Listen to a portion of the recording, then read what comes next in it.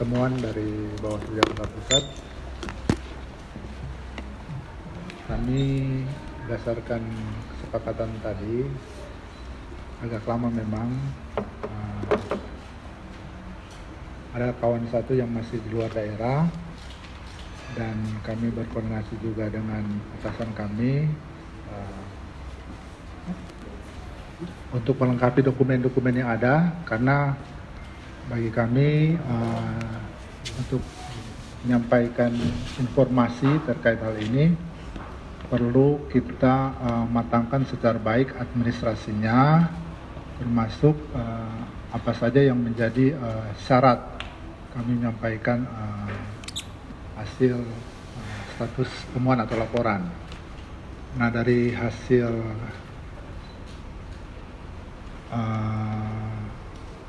kami tadi, mulai dari beberapa hari sebelumnya hingga dari sore sampai malam, memang kami dalam proses merampungkan dokumen kajian tersebut secara lebih mendetail, karena ini menyangkut keputusan publik dan juga keputusan Bawaslu harus punya kekuatan hukum, walaupun itu bukan pelanggaran. Kami tekankan kembali, ini bukan pelanggaran pidana pemilu. Jadi kami perlu kajian dan analisa fakta yang lebih mendetail lagi. Jadi seperti itu. Jadi kami meminta waktu tidak terlalu lama untuk menyampaikan hal tersebut, karena kami mohon maaf sebelumnya karena kajian fakta analisa itu menurut kesepakatan dari teman kami seluruhnya belum terlalu mendetail. Jadi kami belum berani mempublikasikan hal yang kurang mendetail juga, karena kita juga menjaga dan mengantisipasi hal-hal yang tidak kita inginkan dalam menyampaikan keputusan publik terkait dengan status hukum, walaupun bukan status terkait pelanggaran pidana pemilu. Jadi kami bukan masuk di wilayah itu, karena itu sudah kami pastikan juga dari awal bukan status pidana pemilu, apalagi melibatkan anak-anak. Jelas kita juga sejauh kami menganalisa hasil penelusuran dan klarifikasi, memang tidak terdapat unsur kesengajaan untuk melibatkan anak-anak di situ. Dan untuk lebih teknisnya, saya bersama Pak Koordif Penanganan Pelanggaran Bawaslu Jakarta Pusat, Pak Dimas Trianto Putro, beliau yang menangani khusus terkait kajian hukum, kajian penanganan pelanggaran, penelusuran, klarifikasi, dan juga analisa di lapangan, dan sekaligus sebagai penanggung jawab kegiatan pengawasan kampanye di Bawaslu Jakarta Pusat. Mungkin lebih jelas dan lebih detail berdasarkan kesepakatan kami tadi di Bawaslu Jakarta Pusat memberikan penyampaian seperti ini, dan untuk lebih teknisnya kami memberikan kesempatan kepada Pak Koordif Penanganan Pelanggaran untuk menjelaskan kepada Bapak Ibu agar supaya lebih akurat dan terperinci. Silakan Pak Koordif. Terima kasih. Hingga saat ini kami masih mendalami kajian-kajian yang kami buat dari uraian fakta dan peristiwa yang terjadi. Jadi saya hanya bisa menyampaikan informasi seperti itu dulu. Nanti teman-teman wartawan bisa menunggu pengumuman hasil temuan itu nanti di pengumuman Bawaslu Jakarta Pusat. Jadi kami hanya ingin menginformasikan bahwa kajian ini masih sangat didalami terlebih dahulu. Jadi saya pribadi mohon maaf ketika teman-teman, kawan-kawan wartawan sudah menunggu lama. Namun pada intinya proses ini masih kita dalami. Itu aja dari saya Pak Ketua. Terima kasih. Ada tenggat waktu nggak Pak kira-kira? Terima kasih. Ya. Ya, memang kalau dihitung masih ada sekitar 5-6 hari ya. Karena sampai tanggal 3 memang batas waktu. Januari nanti. Artinya proses yang sejauh ini sudah dilakukan sudah sampai mana? Pendalaman kajian terkait uraian fakta dan analisa hukumnya masih kita dalami. Karena ini menjadi tanggung jawab kita bersama juga ketika kita menangani sebuah temuan. Jadi kita harus sangat detail dan berhati-hati tentunya. Apa aja Pak ruang detail yang masih diperlukan untuk dicari tahu? Ya kemungkinan ya terkait tentang potensi dugaan pelanggaran lainnya aja sih. Yaitu nanti proses lah. Nanti dilihat saja nanti hasilnya ya. Mas berarti Kita nggak bisa memberikan informasi terkait kajian apa yang saya buat karena itu sifatnya masih rahasia.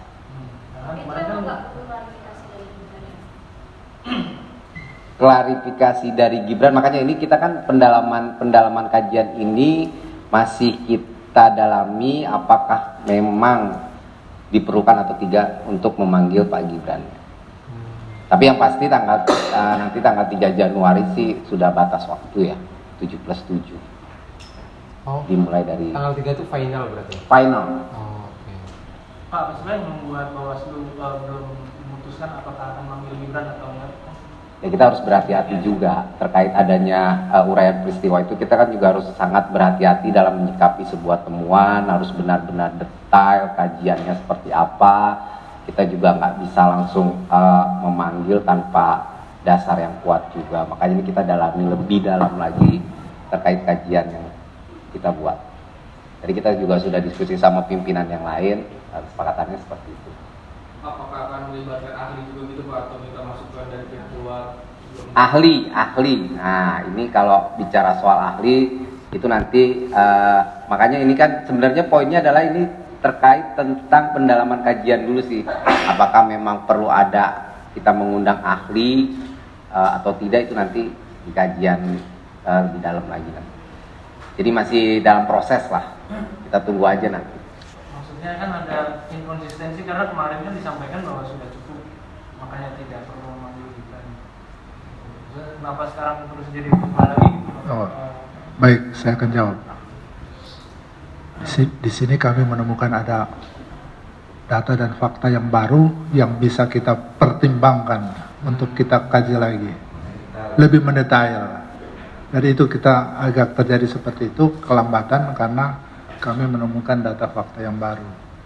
Semoga itu bukan pelanggaran pidana, tapi kami lagi mempertimbangkan secara lebih mendetail. Dan Pak, berarti kemarin disampaikan sudah cukup itu maksudnya jadi sudah punya keputusan atau belum? Dari segi tahapan prosedur memang sudah memungkinkan kita memanggil, tapi karena ada pertimbangan-pertimbangan masukan yang lain terkait data fakta dan hari ini kita menemukan data fakta yang baru lagi, makanya ada keterlambatan kita untuk menyimpulkan, mencoba jadi kita menambah mengkaji lebih dalam lagi. Tapi banyak yang menilai bahwa Bawaslu itu nggak tegas Pak untuk menangani kasus-kasus pelanggaran yang dilakukan oleh Gibran dan Raka gitu.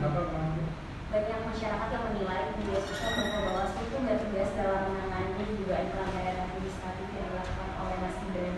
Gimana nih tanggapannya Pak? Saya kira kita tetap berupaya untuk konsisten meneruskan segala hal yang dilaporkan atau menjadi temuan dari Bawaslu. Dan bagi kami siapapun yang melanggar tetap kami upayakan untuk diproses sesuai aturan ketentuan. Saya kira seperti itu. Kami akan kita itu kan harus sesuai dengan koridor hukum. Koridor peraturan itu kan ketegasan itu kan dilihatnya dari situ. Jadi tidak serta-merta kita melakukan ketegasan, tapi kita juga di luar dari track aturan itu. Boleh tahu sebenarnya berupa apa fakta dan data yang baru tersebut, bukan apa ya, tapi berupa apa? Berupa apa?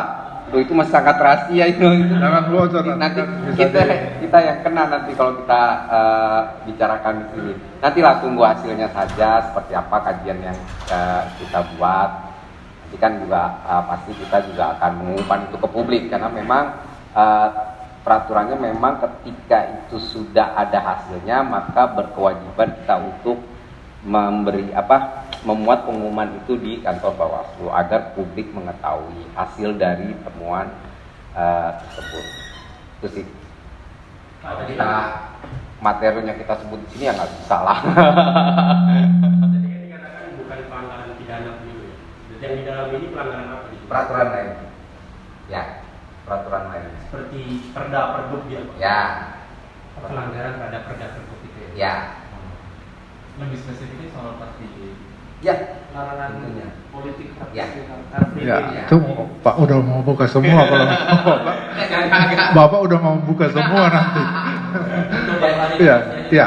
Apa yang membedakan di Bawaslu Adit kajiannya sama yang di sini sebenarnya? Kenapa waktu itu Bawaslu sempat bilang bahwa sudah berhenti kajian mereka? Makanya kita sangat hati-hati Pak mengambil keputusan di sini karena atasan kan Bapak tahu lah. Kan pidana pemilunya dihentikan dan di kita juga sebenarnya pidana pemilunya memang ketika kita melakukan pembahasan dengan Gakumdu Jakarta Pusat ya memang sudah kita hentikan juga karena memang tidak masuk unsur dugaan pidana pemilunya. Tapi yang kita lihat di lapangan dengan melakukan penelusuran ya memang ada potensi dugaan pelanggaran lainnya. Nah inilah yang kita kaji, potensi dugaan pelanggaran lainnya. Saya tidak katakan pidana pemilu ya, karena itu udah clear. Pak, ke depan akan manggil siapa lagi atau tidak yang perlu dimintai? Memungkinkan waktu kan waktunya berbeda juga. Ya, kita kan Saya dibatasi. serahkan ke divisi PP ya. Ya nanti kita lihat besok lah, kita siapa, apakah memang kita memang perlu mengundang seseorang lagi atau tidak ya kita lihat langsung. Saya belum bisa komentar banyak di sini terkait hal itu karena memang lagi benar-benar kita spesifik ke fakta dan buktinya.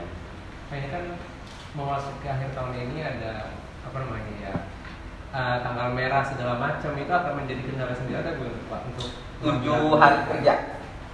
Jadi tanggal merah itu tidak dihitung. Tidak dihitung. Sabtu Minggu itu tidak dihitung. Jadi 7 plus 7 hari kerja. Jadi Senin, Selasa, Rabu, Senin, Selasa, Rabu, Kamis, Jumat. Tapi ketika Kamis itu ada tanggal merahnya, maka itu tidak dihitung. Yang tadi tanggal 3 itu 7 plus 7 ya Pak? Udah 7 plus 7. Final. Ya, oke. Cukup. Siap. Oke, kalau makasih. dari kemarin Ya. di depan itu sudah cukup iniannya apa pemberian keterangannya sudah cukup. Ekopat dulu Iya. waktu itu belum sempat. Itu sakit. Iya. Iya. Itu kan sakit izin. Dibutuhkan keterangan. Ya kalau perlu nggak perlu sebenarnya perlu, tapi kembali lagi ke Pak Eko-nya ya.